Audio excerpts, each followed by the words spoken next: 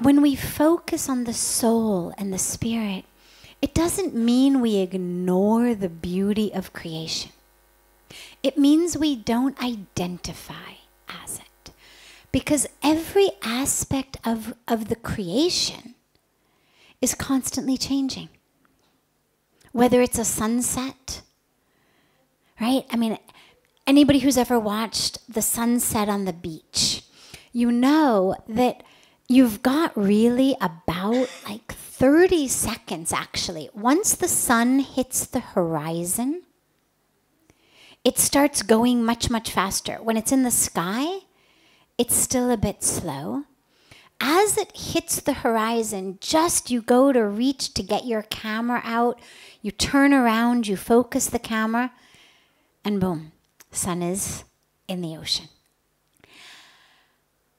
Constant change, constant change. Flowers, trees, nature, our bodies, the sky. Whatever you're looking at in the creation, if what you're looking at is form, it's constantly changing. And so we don't identify as it because our identity is something that's eternal. Right?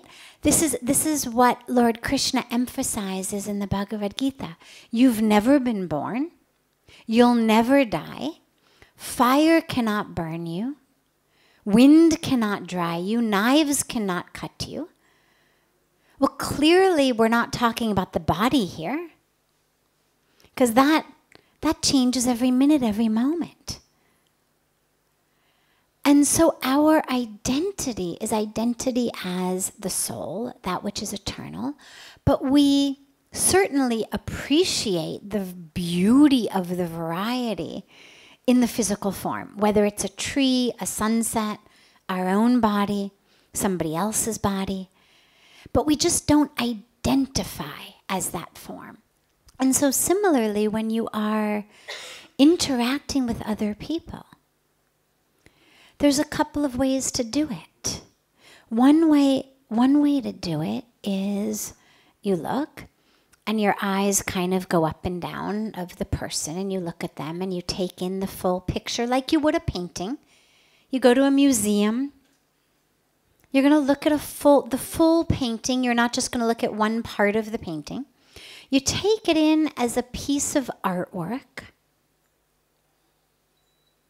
without any judgment.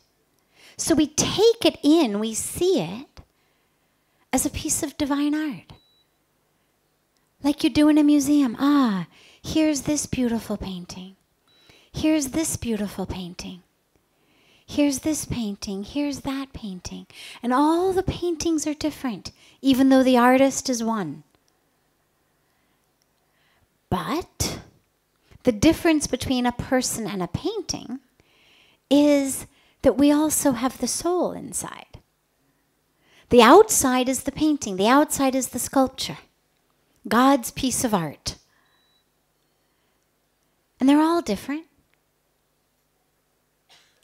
Yeah, some are going to be tall, some will be short, some will be wider this way, some will be less wide that way, some will, you've got the whole spectrum of shades. Not the entire palette, nobody has purple skin.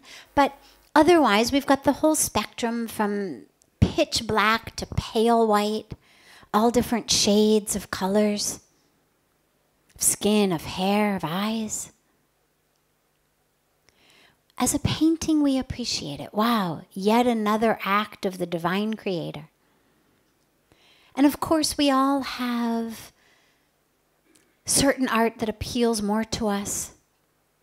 Not that it's wrong or right, but you may go to a museum and say, oh God, I love those paintings. They speak to me much more than these paintings. Again, nothing wrong with that. There's nothing wrong with saying, I prefer if my body looks like this. I like my paintings in that way. But it's not me. I'm not identifying as that piece of artwork.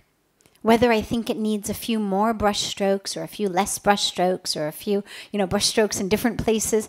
Nonetheless, it's not me. It's just the painting. The me is the soul. The me is that which brings life to the painting.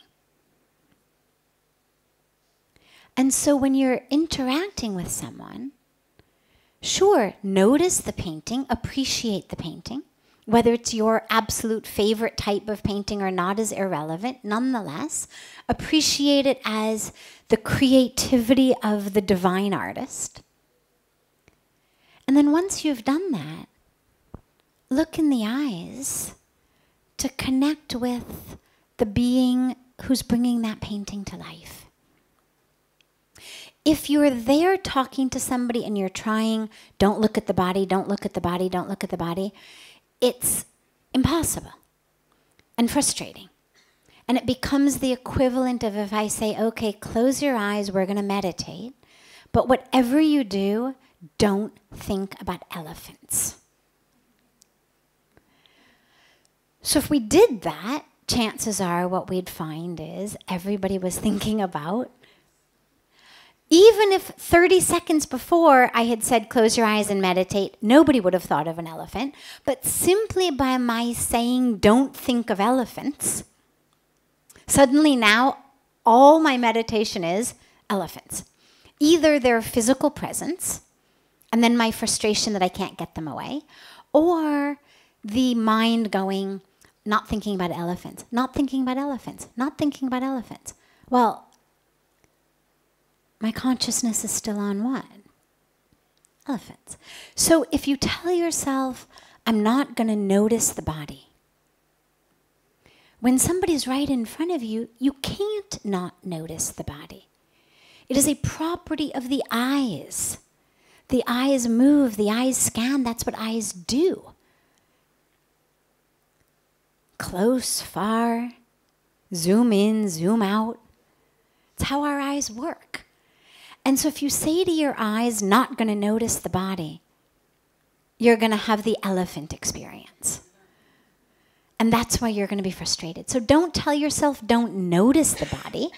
Just make sure that you're not identifying the person as the body. So you can even give yourself a specific practice. First painting, then soul.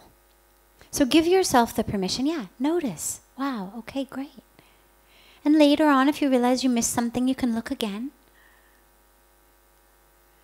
But when you are connecting with the person, you're not connecting with a brush stroke or 10 brush strokes. You're connecting with the being inside.